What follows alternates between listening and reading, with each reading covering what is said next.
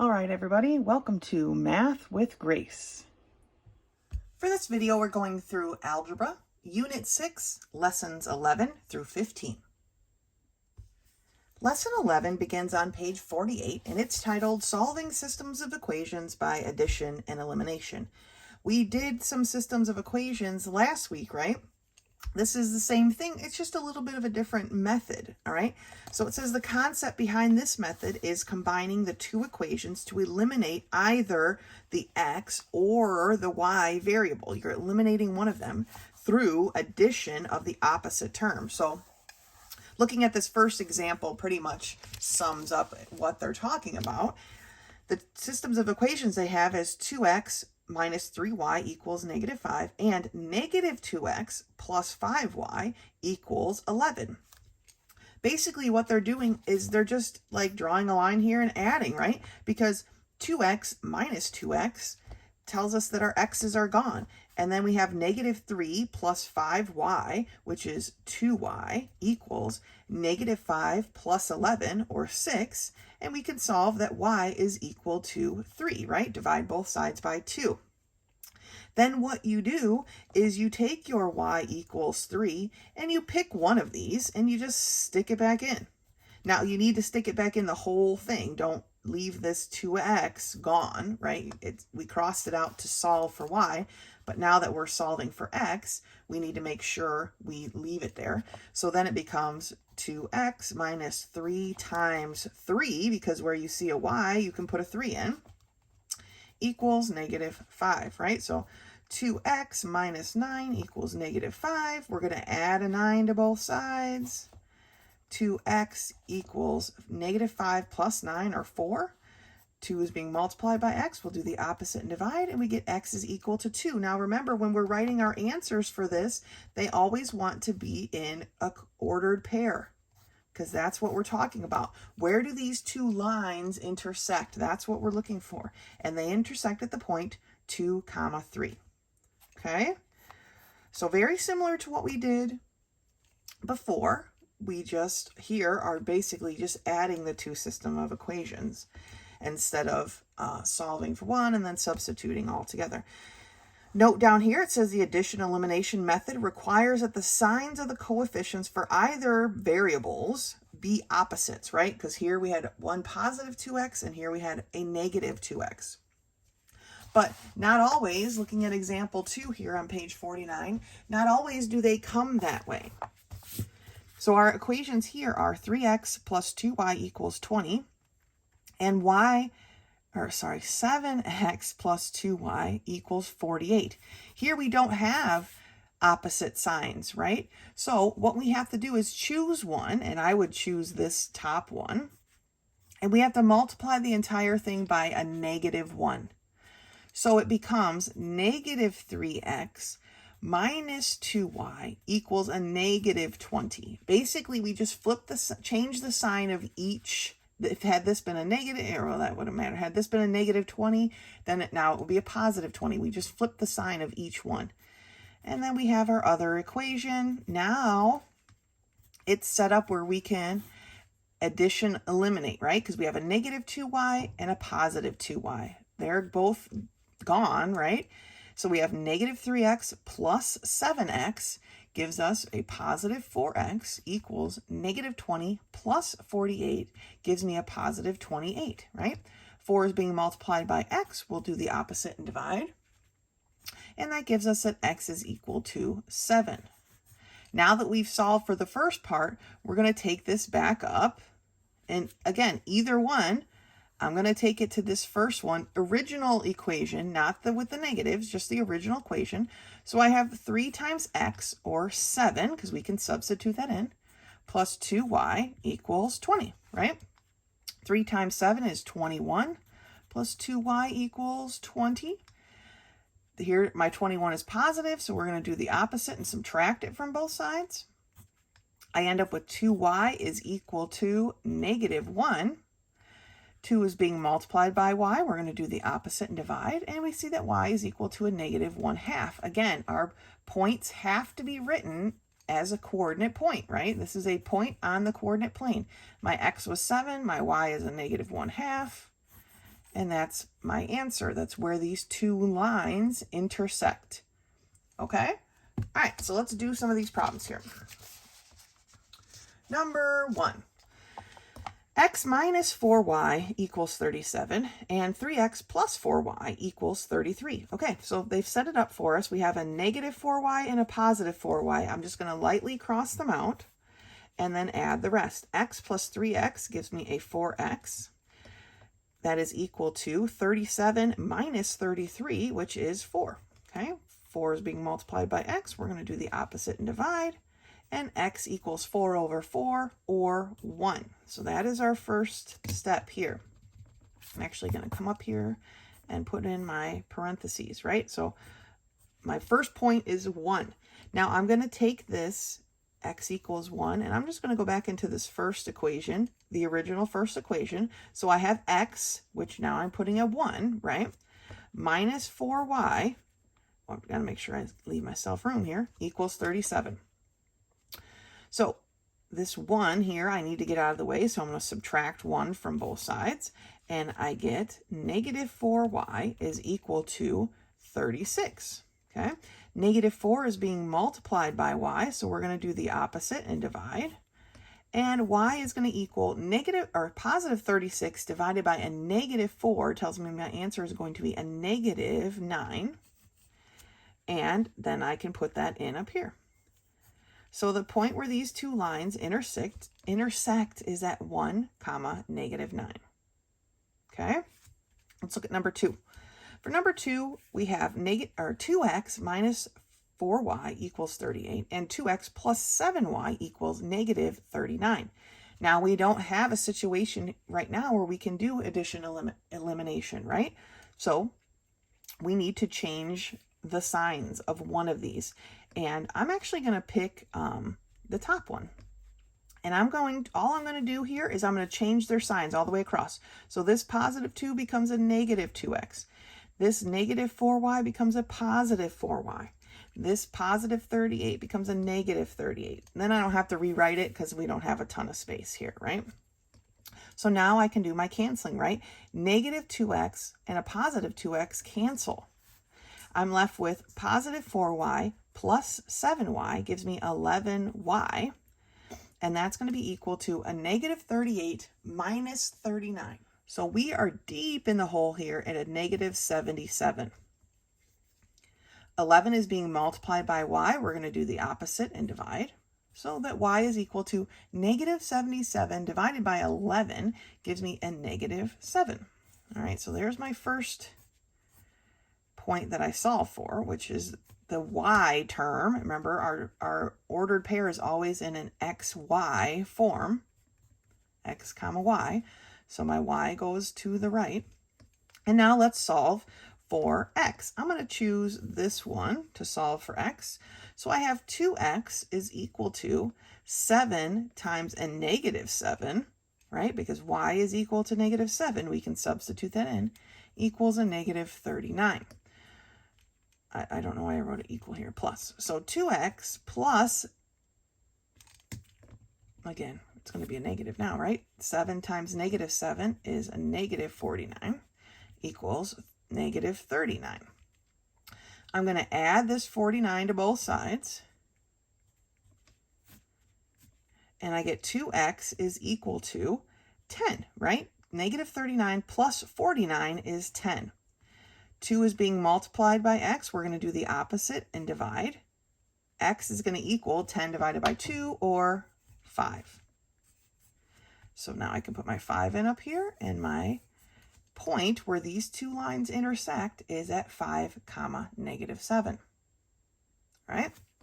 Take a look at number 3. X minus 2y equals negative 53. And 3x plus 2y equals 1. These are set up for us, right? Negative 2y, positive 2y, they cancel each other out. We have x plus 3x gives us a 4x. That's going to be equal to negative 53 plus 1, or negative 52. 4 is being multiplied by x. We're going to do the opposite and divide. And x is going to be equal to negative number, right? Because we have a negative divided by a positive. That's a janky negative. and it goes in 13 times, right? 4 goes into 5 once, there's an extra 1. 4 goes into 12 3 times, so x is 13. So put my parentheses here. I've got negative 13 as my first term. Now, I need to put this back in because it's such a large number. I'm actually going to pick this one up here. So I have negative 13, right? Because that's what x is equal to. There's my x. I can make it a negative 13. Minus 2y equals a negative 53. I'm going to first start by adding 13 to both sides. It's opposite of what's going on there. I've got negative 2y is equal to negative 53 plus 13, which is 40. Negative 2 is being multiplied by y. We're going to do the opposite and divide. And we get y is equal to 40 divided by a negative 2, or negative 20. So this one, had you plotted these lines, if you could, because this is crazy, this is a very far away number, right, from the origin point. Negative 13 comma negative 20. But that's our answer. Let's take a look at number 4. For number 4, we have 3x minus 2y equals negative 17. And we have 7x minus 2y equals 7. Here we have our two y's, but they still have the same sign. Whether they were both positive or both negative, it's the same sign, right? So one of these equations we have to change the sign on. Like I've said in the past, it doesn't matter with these which equation you choose, but I'm going to change the signs of the first equation. So this 3x is positive, so I'm going to make it negative. This negative 2y is obviously negative, so I'm going to make it positive. And this 17 is negative, so I'm going to make it positive. We just switch the sign for each one, and now we're set to go, right? We have a positive 2y and a negative 2y that cancel out.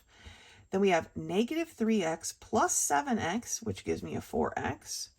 That's going to be equal to a positive 17 plus 7 gives me a 24. 4 is being multiplied by x. We're going to do the opposite and divide, and x is going to be equal to 6. All right, so 6 is our x value for our coordinate point that we're looking to solve for, right? And then we just need to substitute this back in. Because I manipulated the positive and negatives here, you could use that with the negative and positive the way they are, and I'm going to do that. I'm going to show you right now. So I have negative 3 times x, or 6, right? Plus 2y equals a positive 17, right? This is the equation. We switched all the signs on, but does it still work out? It does, because we switched every sign. So I'm going to show you that. Negative 3 times 6 is a negative 18 plus 2y equals 17. We need to move this 18, so we're going to do the opposite and add it to both sides. 2y is now equal to, this is 535. So then we've got 2y is equal to, I'm going to write it right here, I guess. 2y is equal to 35. 2 is being multiplied by y, so we're going to do the opposite and divide. And then we get y is equal to 35 halves. Now, you might feel convicted to change that to a mixed number of, what would that be? 17 and a half, but that's not how we do things when we're talking about ordered pairs. So it's just 35 halves for number 4. Okay, so the point in which they intersect is at 6 comma 35 halves. That's how it works. We leave them as improper fractions, okay? All right, number 5. 8x minus 3y is equal to negative 29, and 8x plus y is equal to 31. So again, we need to change one of these. Might as well change the top one, and we can have some positive numbers to work with. So the 8x in the first equation is positive, so we're going to make it negative. The 3y is negative, we're going to make it positive, and the 29 is negative, so we'll make it positive. We're just switched every sign. My 8x is now canceled, right? Because I have negative 8x and a positive 8x. And then I have 3y plus y is 4y. And I have 29 plus 30, which is 60. Okay? 4 is being multiplied by y. We're going to do the opposite and divide. And we get that y is equal to 15. Okay?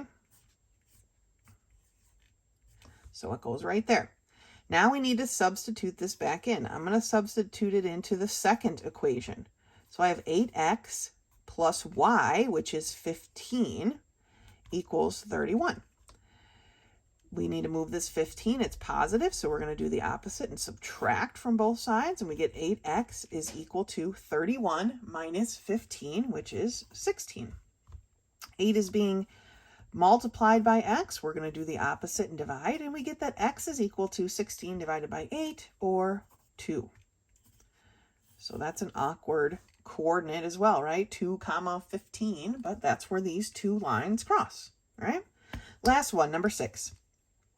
X minus 10y equals negative 90, and x plus 10y equals 110. Now they've got it set up for us with a positive and negative y already.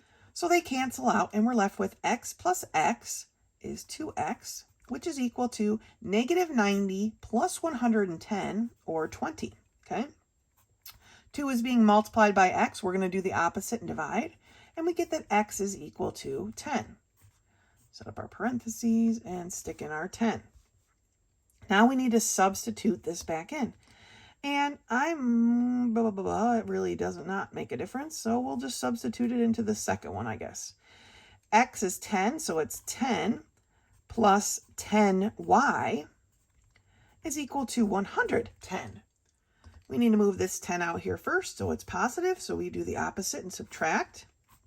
And we're left with 10y is equal to 100. 10 is being multiplied by y. We're going to do the opposite and divide, and we get that y is equal to 100 divided by 10, or 10. So this one actually crosses at 10, positive 10. Positive 10, positive 10, okay? It's where these two lines intersect. So when we're solving these systems of equations with the addition elimination step, we're just trying to find one of the variables, it doesn't even matter which, that are basically opposites, right? Negative 4y, positive 4y. We can cancel them and then solve for the other variable. And then we still have to go back and substitute in. Just like before, we always have to go back and substitute in, okay? That helps, that will let us solve for the second variable, whichever one we didn't solve for first, and then we have our coordinate point. All right, great job. That's lesson 11. Lesson 12 begins on page 53, and this lesson is actually pretty all review, right? It literally says reviewing uses of the negative signs. So in this first part here, we just want to review that if we have an even number of negatives, then our answer is going to be a positive answer, right? But if we have an odd number of negatives, then our answer will be negative. We've talked about that before, right? Here are 3 negatives in a row. It's odd, therefore our answer is going to end up being negative. If we add one more negative, then our answer would be positive, because then we have 4, and that's an even number, all right? But as we keep going here, it says another situation to consider is a negative sign with parentheses, which is pretty much what we had there, and a number directly in front of the parentheses indicates multiplication. So when we have a parentheses like this example, and I'm not going to go through the whole thing, but this negative here in front of the parentheses has to be treated like a -1. And when it's a -1 outside the parentheses, we have to multiply it through. We have to distribute this through. Kind of like what we were just doing in lesson 11, right? When we changed every sign, this is the exact same thing. We have to change every sign inside of the parentheses. So this positive 8x to the third becomes negative. This negative 3x squared becomes positive. This positive 7x becomes negative. And this negative 9 becomes positive. We have this negative outside of these parentheses. It has to be distributed through. We have to go through the parentheses and change the sign of every number inside of there. Okay, let's turn the page. So I'm going to do a couple of these at the top of page 54 with you, but I'm not by any means going to go through all of them. But let's look at number 1. Here we have 1, 2, 3, 4 parentheses. It's an even number of parentheses, so we know that it's a positive answer, and that answer is going to be 4. Looking at number 3, we have 5x to the third, which isn't affected by this at all, plus 9. And then we have a negative sign in front of a set of parentheses, right? So this has to be distributed through, but basically we're going just to flip the sign of everything in there. So this negative x to the third becomes a positive x to the third. This positive 2x squared becomes a negative 2x squared. Okay, then you combine your like terms. 5x to the third plus x to the third is 6x to the third. We want to write them in order, so then we have negative 2x squared plus 9. Okay, so number 5, again, 10x squared plus 7x, so 10x squared plus 7x. Then I have a negative in front of these parentheses. I just want to switch the sign of every part. This 5x, negative 5x becomes a positive 5x. This negative 2x squared becomes a positive 2x squared. And this positive 1 becomes a negative 1. Okay, then we have to combine our like terms. Just marking them off here real quick. 10x plus 2x is 12x, or sorry, x squared. 10x squared plus 2x squared is 12x squared. 7x plus 5x is 12x, and then I have a negative 1. Okay, so you've got to distribute your negatives through. Looking at number 8, I have a negative in front of these sets of parentheses, and I have a negative in front of this set of parentheses. So let's do it. This tells me I have to switch everything inside of here. So I have this negative 3y becomes a positive 3y. This negative 3 becomes a positive 3. This negative y becomes a positive y. And this negative 1 becomes a positive 1. Combining like terms, we have 4y, plus 4. Okay? Now, there's a little bit more examples here and things we want to look at, and that tells us that sometimes the term in two polynomials are the same but occur in different orders, such as negative 5 plus x and x minus 5. And basically, you can just switch this one around, right? If you just switch the order of this one, then you would have two of them that read x plus 5, or sorry, x minus 5. It can be rewritten, all right? But sometimes, this is the important one, two factors in a rational expression have the same terms but cannot be canceled because their signs are opposite. Negative x plus 5, x minus 5. However, we can cancel if we multiply by that factor, that negative factor, from one of the factors. So that's a lot of factors in one sentence. Basically, what we're doing, I guess we're not multiplying, but we're pulling out a negative. If we take a negative away, in the same way here when we added the negative, it switched the signs. When we pull a negative away, like we're doing here, we switch the signs. So if we pull this negative outside of the parentheses, then this negative x becomes a positive x.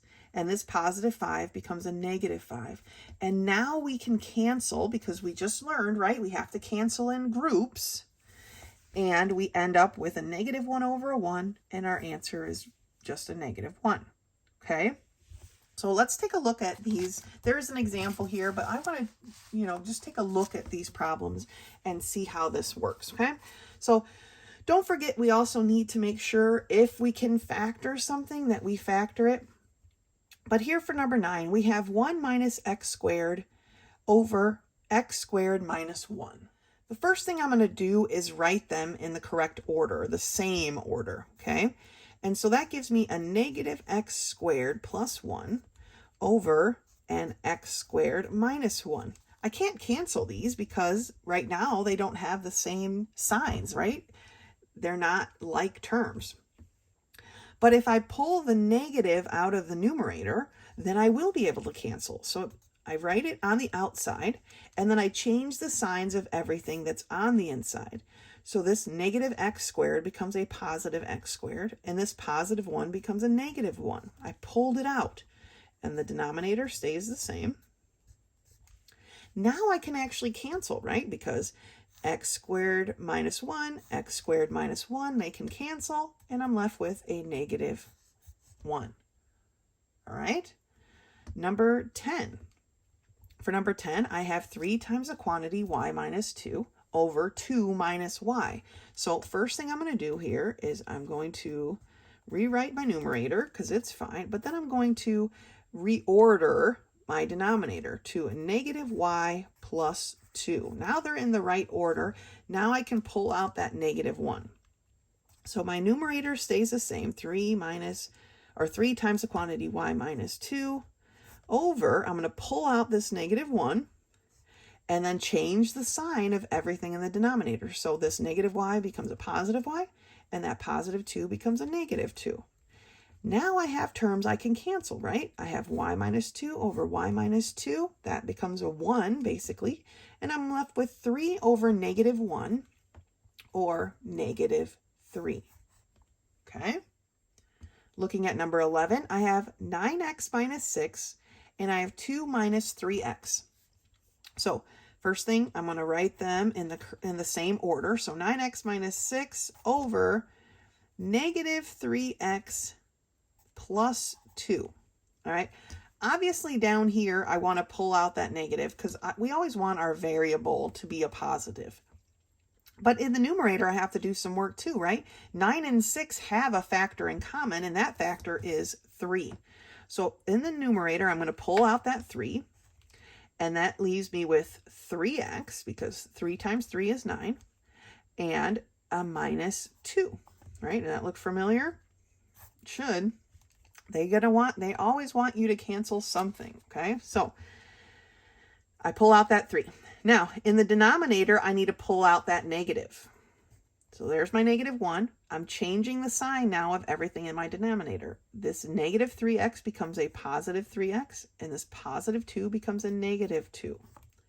Now I can cancel, right? 3x minus 2 over 3x minus 2 cancel, and I'm left with 3 over negative 1, which is just a negative 3. 2 negative 3s in a row. Super original. All right, number 12.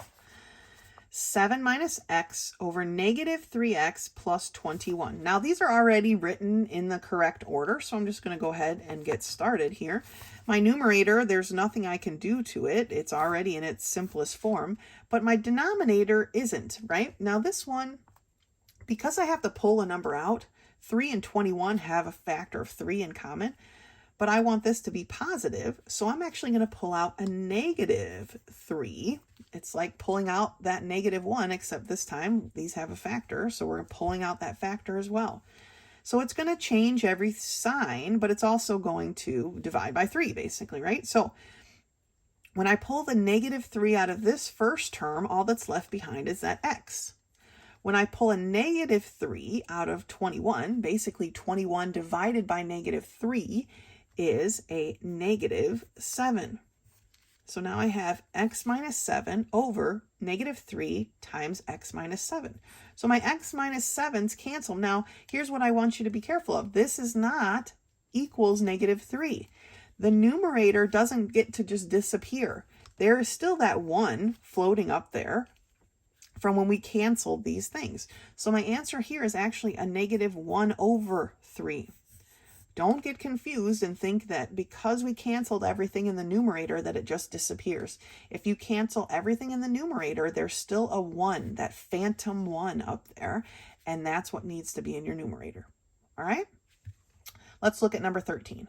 For number 13, we have x squared minus x minus 6, hint, hint, hint, that needs to be factored, right? Over 12 minus 4x. So let's write these in the correct order. So I've got x squared minus x minus 6 all over negative 4x plus 12. Now let's factor. Numerator. Get out my terms, right? 6 is not a perfect square, but my x is, so it's going to be x and x. Looking at my signs, I have a negative here and a negative here, but to get a negative when I multiply, that means I have to have one negative, one positive. The negative middle term tells me my larger number needs to be the negative. So what factors of 6 subtracted from each other are going to give me a negative 1? Well, that would be a 3 and a 2. Negative 3 times 2 is negative 6. Negative 3 plus 2 is negative 1. Okay? Now, In the denominator, I've got a negative 4x plus 12. They have a factor in common, which is that 4, right? But we're going to pull out the negative 4. And when we pull out that negative 4, what's left? Well, an x is left in my first term. And my second term is going to be a negative 3, right? 12 divided by negative 4 is negative 3, okay? And you can always check that by redistributing. Negative 4 times x is negative 4x. Negative 4 times negative 3 is a positive 12, okay? It's just how to check it. But now I can cancel what I can cancel, right? I have an x minus 3 in the numerator and an x minus 3 in the denominator, so they're canceled. And what am I left with? I'm left with an x plus 2, and I wrote 4. X plus 2 over negative 4. You could pull the negative outside of the term, outside of the fraction, or you can just leave it there. It really doesn't matter, okay? And that's number 13. All right, number 14.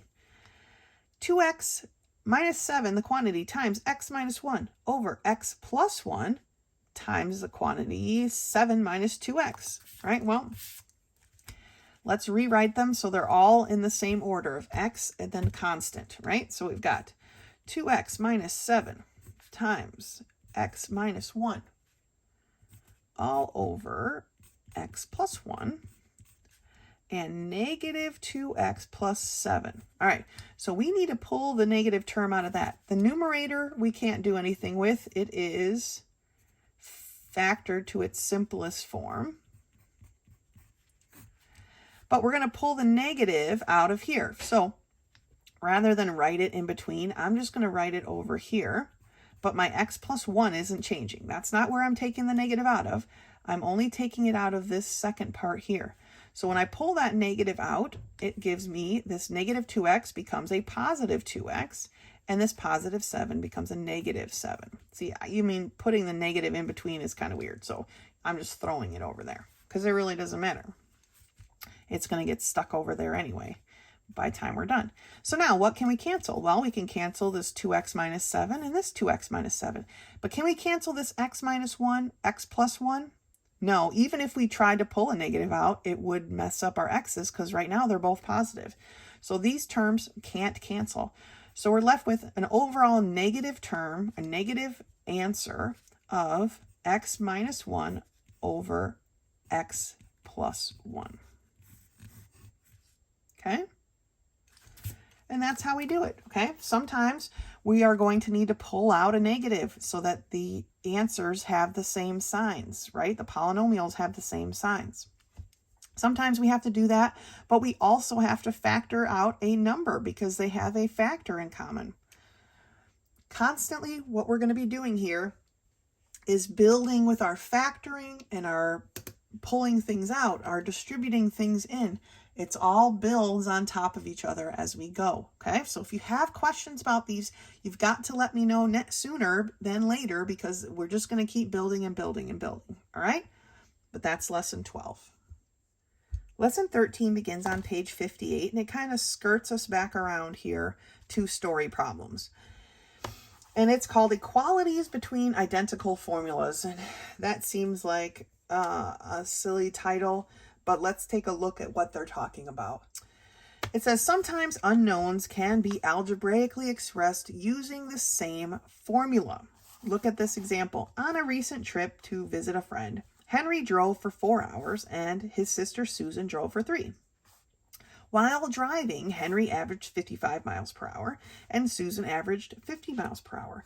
What was the total distance they drove to see their friend? Well, the distance Henry drove plus the distance Susan drove equals the total distance. And then they just rewrote it as distance sub Henry, distance plus or sub Susan.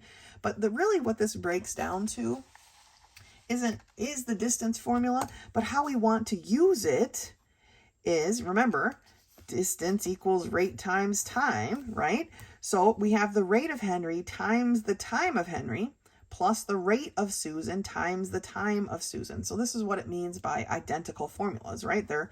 We're using the same formula, one for Henry, one for Susan. We're adding them together to get their total distance. And then here they did it, right? Henry drove 55 miles per hour for 4 hours, and Susan drove 50 miles per hour for 3 hours. Multiply those two together, then add them. They went a total of 370 miles. Now, you could figure out how far each of them drove by just doing their bit, right? He drove 220, she drove 150. So you figured out not just how far each one of them drove, but altogether how far they drove, okay?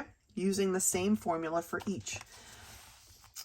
I believe the book says that the key to solving this type of problem is substituting until everything's gone, and I'm pretty sure somewhere in here it says that they will be sticking to this distance equals rate times time setup, because honestly you could solve for any part of that. Rate equals distance divided by time, but I think they're going to just stick with this basic setup. Sorry, that was all crookedy. Page 59, let's just go through this example here.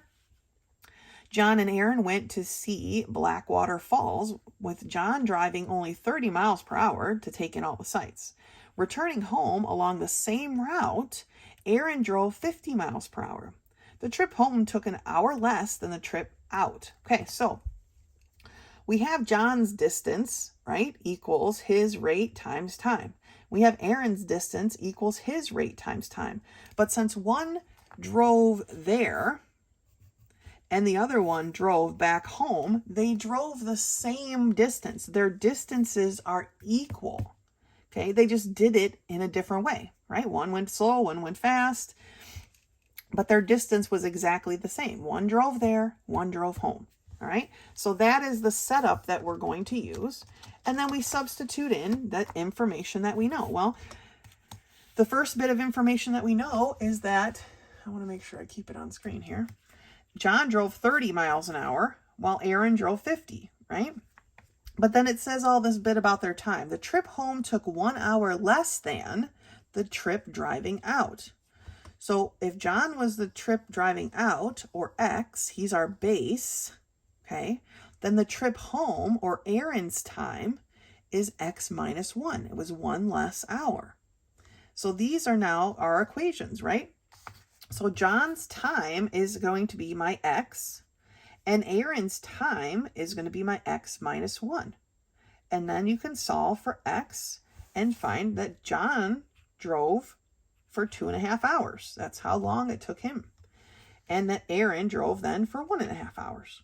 And the total distance to the waterfall, you can pick either one of these and multiply it out, right? Their rate times their time, 30 miles per hour, times 2.5 hours for our buddy John, tells us that the waterfall was 75 miles away. Okay? So the best way to do some of these is just to look at them and work through it, but I think there's one more example, so let's turn the page. No more examples on page 60, but there is a summary, okay? Two equal distances would be set up like this. The sum or difference of them, one distance being a little bit farther than the other one, looks like that, or a distance multiplier, and then they have the examples there. So there are 3 problems here for us to look at together. So let's take a look. Number 1. A small bee leaves its hive flying due east at 6 miles per hour. Okay, so here's my east bee. At the same time, a large bee leaves flying west at 4 miles an hour. Okay, at these rates, how long will it be, until the bees are 5 miles apart? So the total distance that we want is 5 miles. But we want what? We want east bee plus west bee being a total of 5 minutes apart, okay? Or 5 miles apart. So the distance of west bee plus the distance of east bee are going to equal 5 miles. That's our basic setup for this equation. So now let's put in what we know, right?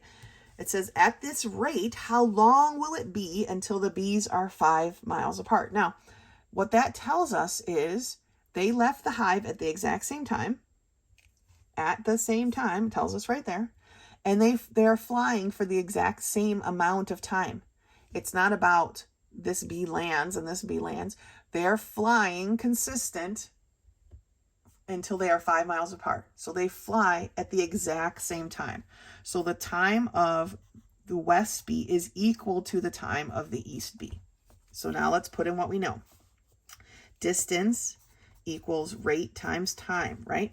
So this distance of W, the distance of the west, equals the rate of the west times the time of the west, plus the distance of the east equals the rate of the east times the time of the east, and altogether they're 5. That's my basic equation. So I know the rates, so let's put them in. Let's do the west bee first. At the same time, the large bee flies west at 4 miles per hour. So his rate is 4 times time, and I'm just going to call it T for now because their times are equal, plus what was the rate of my east bee? He was going at 6 miles an hour times time because they're flying the exact same time, and altogether that equals 5. Okay. 4t plus 6t is 10t equals 5. 10 is being multiplied by t. We're going to do the opposite and divide. So my time is equal to 1/2, okay, 1/2 an hour. I know it's an hour because they're talking about miles per hour. So how long will it take until the bees are 5 miles apart? 30 minutes, or 1/2 an hour, okay? Can we figure out how far each bee flew? Sure we could, right? West bee, little large bee right here, flew 4 miles an hour for 1/2 an hour. So he went 2 miles, right? Because 4 times 1/2 is 2. So he went 2 miles, which tells me that if they went 5 altogether, that east bee went 3 miles, right? So we could figure that out. The question's not asking that, but I want you guys to know that you could figure it out if you wanted to, all right? If the question asked that, you got it. So let's look at number 2. And they're drawing these for us. They're not always going to do that. I like to draw them myself when I'm working on problems like this because it helps me see the motion of what's happening, right? But for number 2, at 8 a.m., Tim leaves on a hike, walking 4 miles per hour. 2 hours later, his sister Erica leaves on her bicycle, riding 12 miles per hour to give him a message. How long will it take her to catch up to him? So here's the thing. Tim's walking, right? Erica is getting on her bike. Their distance is going to be the same. So the distance of Tim is going to equal the distance of Erica because as soon as she catches him, they both stop. Tim, I have a message for you. Wait, stop. Okay, they both stop at the same distance. But their rate and times are different, right? So we've got the rate of Tim times the time of Tim is going to be equal to the rate of Erica times the time of Erica. That's our basic equations, right? We started with our distance, we broke it apart, and now let's put in what we know. Tim leaves on a hike, and he is walking 4 miles per hour, okay? So we know he's walking 4 miles per hour. 2 hours later, this is our time thing, right? So Tim's time is going to be our x, or our t. Let's make it t just to be consistent here. So time of Tim is going to be our t, which tells me that the time of Erica is 2 hours later. So it's going to be t minus 2. T minus 2, okay? She left 2 hours later. So here's the rate of Tim and the time of Tim, and that is going to be equal to the rate of Erica, which is 12 miles per hour, times the time of Erica. Erica's time is t minus 2. Okay, so I have 4t equals, we have to distribute here, 12 times t, 12 times negative 2, so negative 24. Oh, forgot my t. Let's say this doesn't look right. So I only have to move one thing. I'm going to move this 12t, even though it makes it negative, right? So I'm going to subtract my 12t from both sides. And I end up, I'm going to write it over here, with 4 minus 12t, or negative 8t, equals negative 24. And you're probably thinking, Ms. Howell, how can we have negative? But they're both negative, so it's going to work out to be a positive, right? Negative 8 is being multiplied by t. We're going to do the opposite and divide. So my time is going to end up being negative 24 divided by negative 8. Negative divided by negative is a positive, right? And so it is a positive 3. So what did we solve for? Well, we know that Tim was walking for 3 hours. Again, we know it's hours because it's miles per hour. But what's our message? How long will it take her to catch up to him? So really what we want to solve for is Erica's time. And the time of Erica is equal to t, which was 3, minus 2, or the time of Erica is 1 hour. It took her 1 hour of bike riding to catch up to him, to give him the message that, I don't know, his pizza was going to be late or his dog ran away. I don't know. I don't know. All right. So make sure when you are solving these, you know exactly what you're looking for. How long will it take her to catch up to him? Okay. Now, number 3, my geese. All right. A Canadian goose and a mallard duck left to fly south one day at the same time.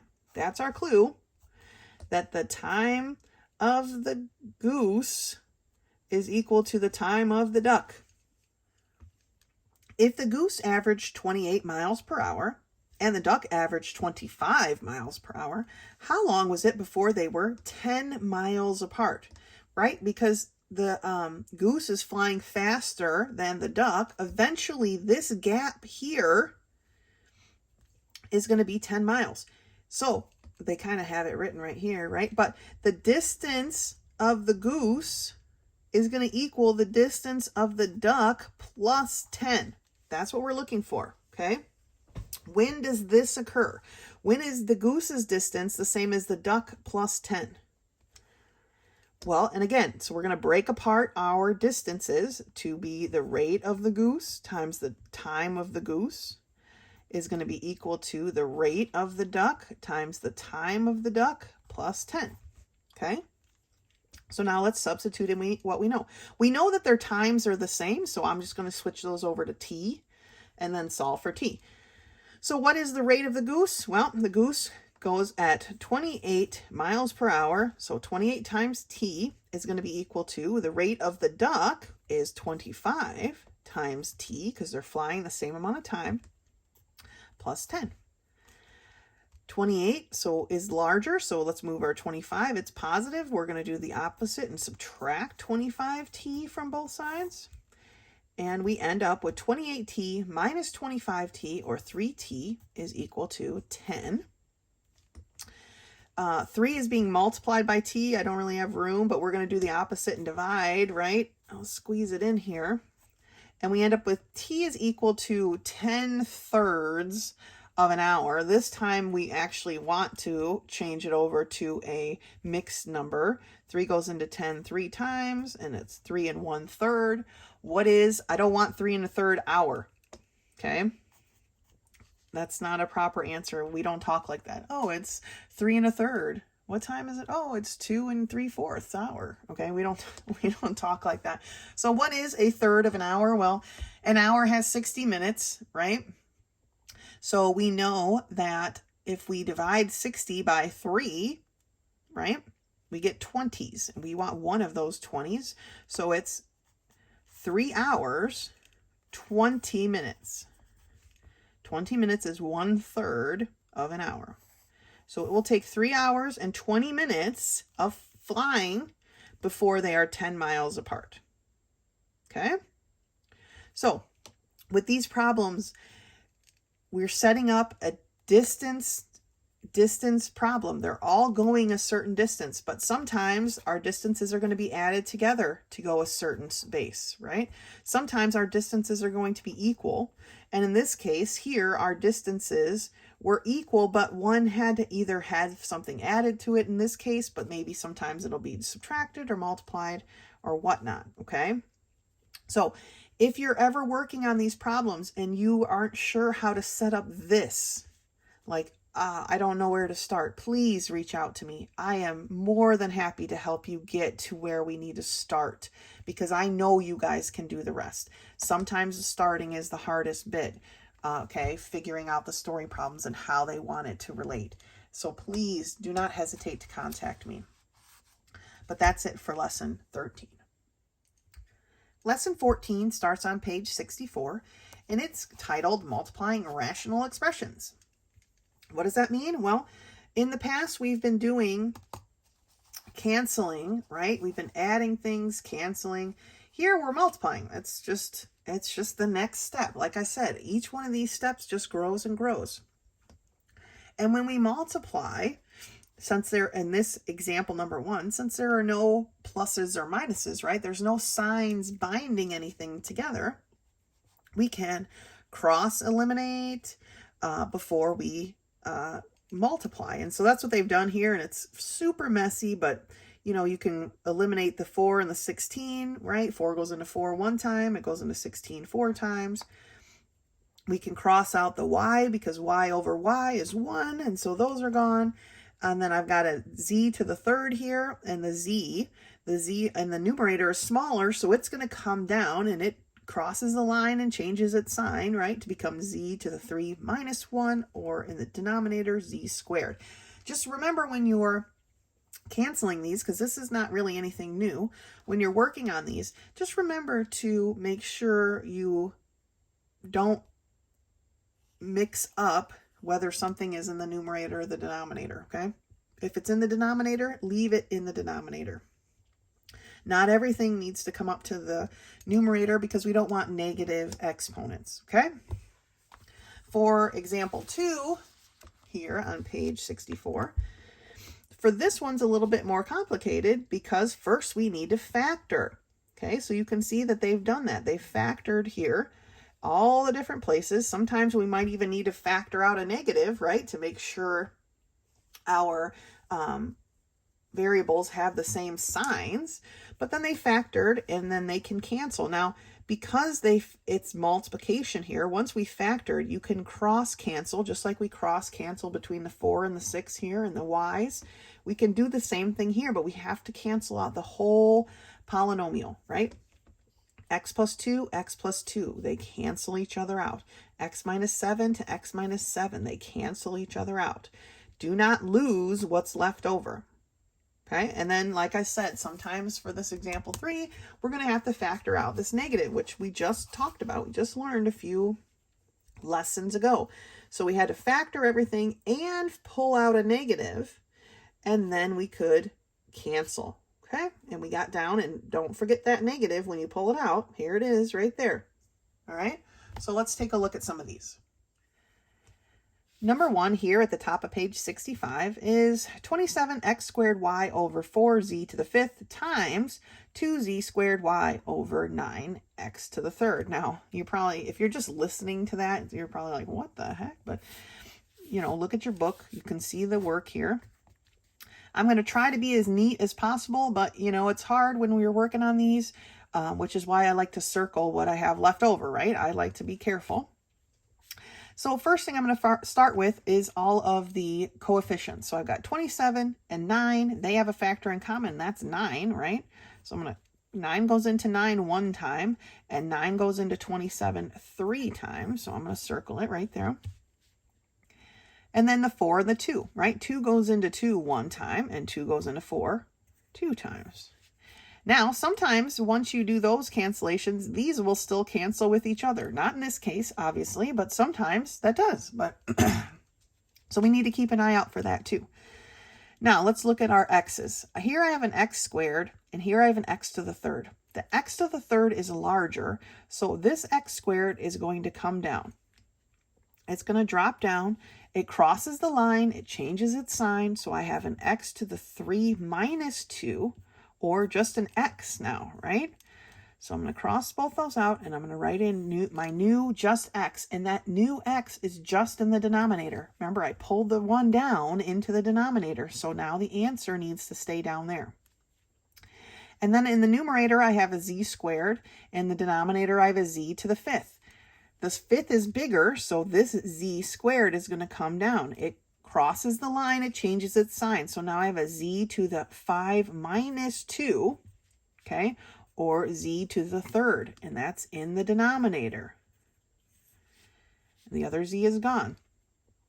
And then I don't have any y's in the denominator to cancel these two y's, so they stay up there. So now that we've canceled everything we can, we just multiply across. Numerator all the way across, denominator all the way across. So I have 3 times y times y. Well, that is 3y squared. Y times y is not 2y. We're not adding them. We're multiplying.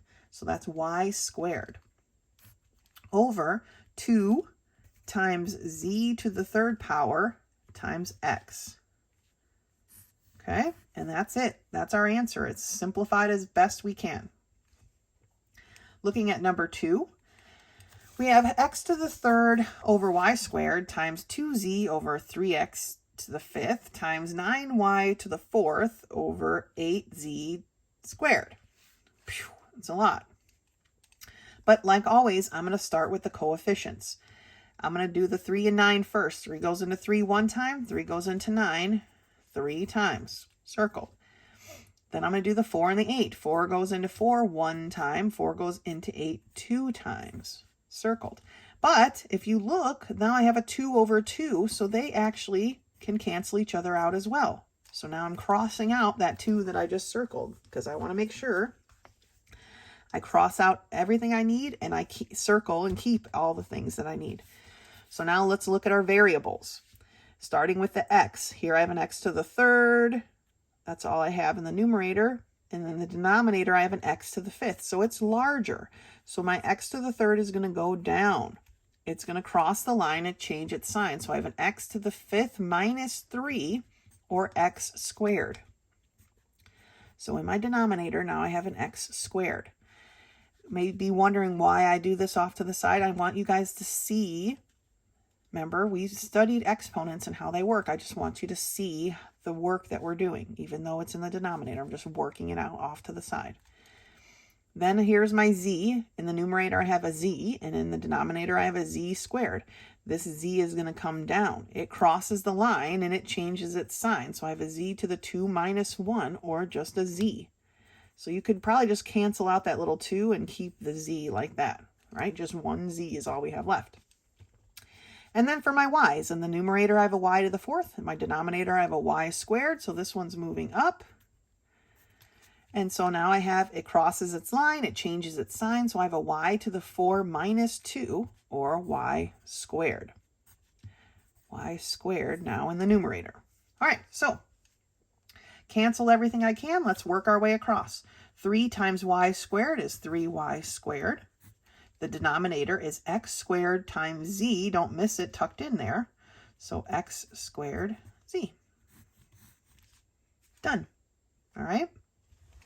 Now these next ones might need a little bit more room here. So I've got my scratch paper. So for number 3, I have x squared minus 4x minus 21 over 4 times 8 over 2x plus 6. Obviously, we're going to need to factor, right? So let's start with this first term and factor the numerator.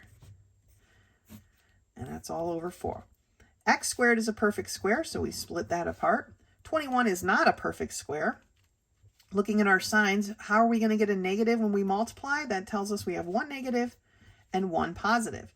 This negative 4x tells me that the negative needs to be the larger of my factors. So what factors of 21 multiplied together give us 21, but subtracted give us a negative 4? It's going to be 7 goes with my negative, 3 with my positive. Negative 7 times 3 gives me a negative 21. Negative 7 plus 3 gives me that negative 4.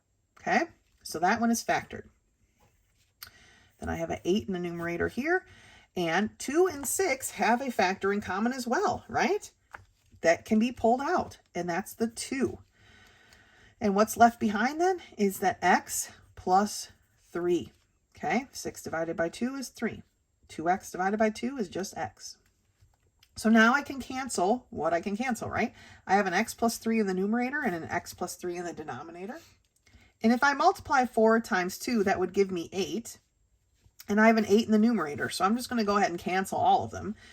Because if I just canceled the 4 and the 8, I would still have 2. That would have canceled there, right? So 4 times 2 is 8. We can cancel all 3. So what are we left with?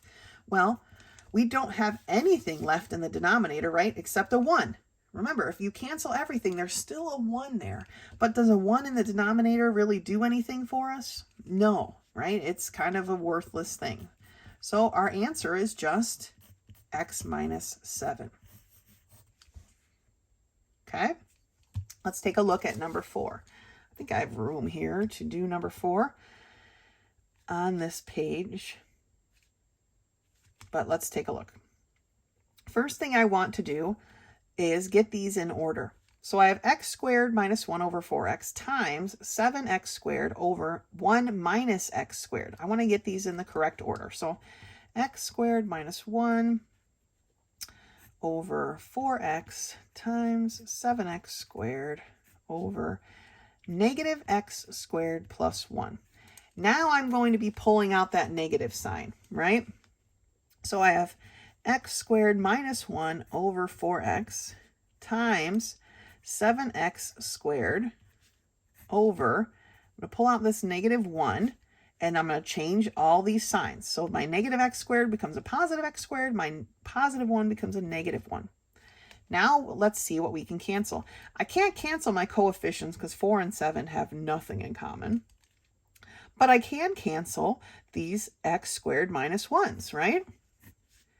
And then I have to look at these x's. Here in the numerator, it looks sloppy, but I have an x squared. In the denominator, I have an x. So this x needs to come up. It crosses the line, it changes its sign. I want to make sure I have a room here, but x squared minus, or x to the 2 minus 1 is just an x, right? So we can cross out that negative, or that square, jeez. And this is what I'm left with, okay? So in the numerator, I have a 7x. In the denominator, I have a 4 and a negative 1. So it's going to be negative 4. Do not forget that negative 1. It's very important. So that's my answer for number 4. Number 5 is definitely going to need scratch paper. So let's take a look here. I have x squared plus 6x plus 5 over x squared minus x minus 2 times x squared minus 5x plus 6 over x squared plus 7x plus 10. Let's factor these one at a time. The numerator of the first term. X squared is a perfect square. 5 is not. It's positive, which tells me that these, and my middle term is positive, so both my signs are going to be positive. So what terms of 5? There's only 2 that we can choose from, right? 3 and 2. And let's look at our denominator then. It's x squared minus x minus 2.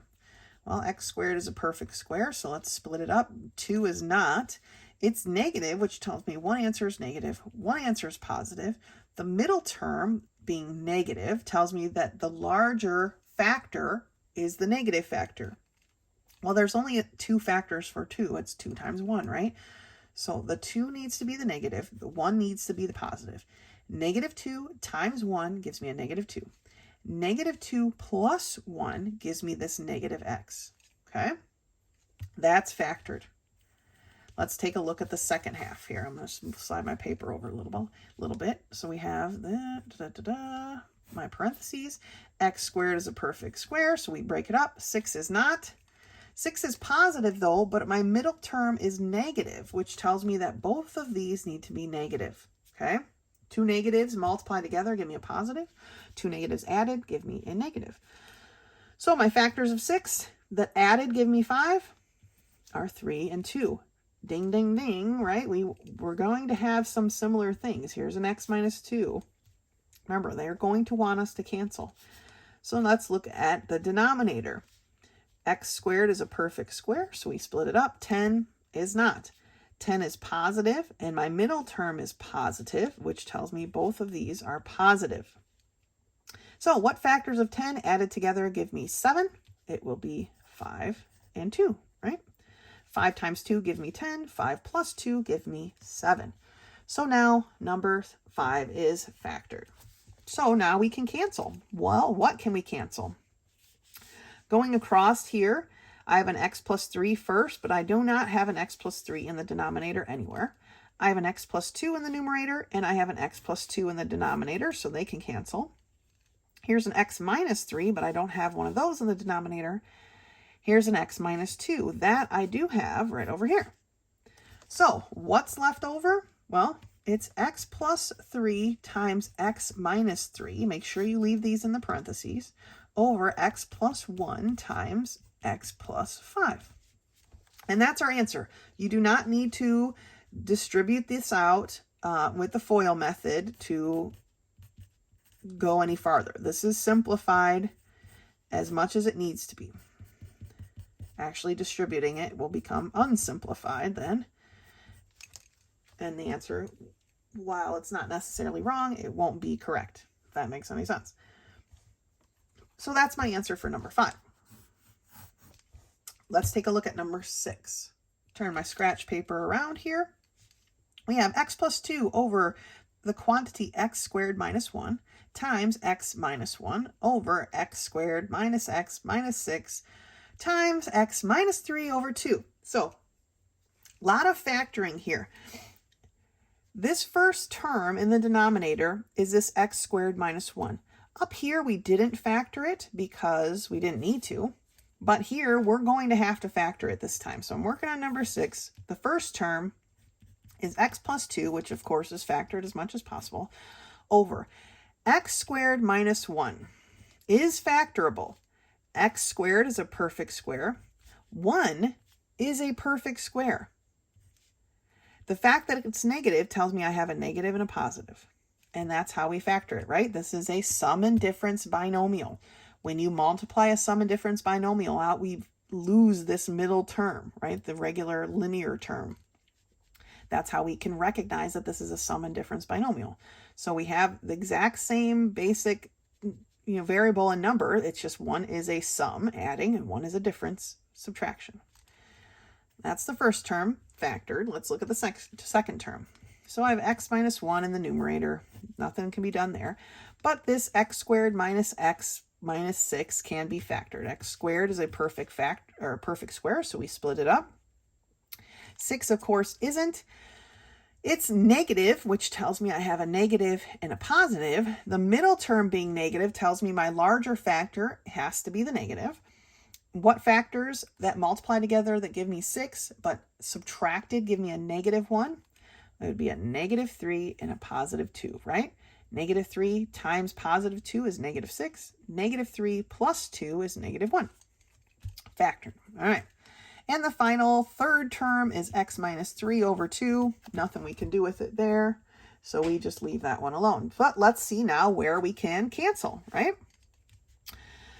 I have in the numerator an x plus 2. And I have a denominator x plus 2. Canceled. In the numerator, I have an x minus 1. In the denominator, I have an x minus 1. Canceled. In the numerator, I have an x minus 3. The denominator, I have an x minus 3. Canceled. We've canceled everything in the numerator. Does that mean our numerator doesn't have an answer, that this number is just a number? No, our numerator is now a 1, okay? So we have 1 over 2, because coefficients always go in the front, right? This one's, I wrote so janky, x plus 1. I cannot leave it like this. It looks ridiculous. All right, so it's 1 over,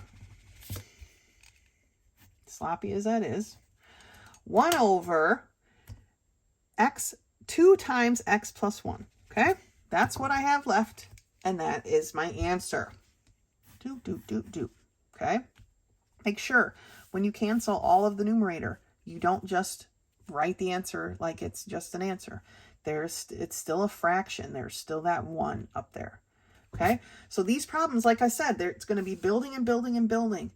We're going to have to continue using all of our skills in factoring, all of the different ways to factor that we've learned, all of the different ways to cancel that we've learned, pulling out negatives, all of that stuff. That's just how math is. That's why we don't have cumulative tests of chapter 1 through 5, because chapter 5 is already cumulative. Okay, that's just how math works. That's how math builds. Okay, so that's it for lesson 14. Lesson 15 is review for the test, so don't skip over it. Make sure you go through those problems. If you go through them confidently, then you should be all set to take your test. All right? Keep up the good work. As always, if you need to contact me, you can send me a text or reach me in my office hours. Otherwise, until next time.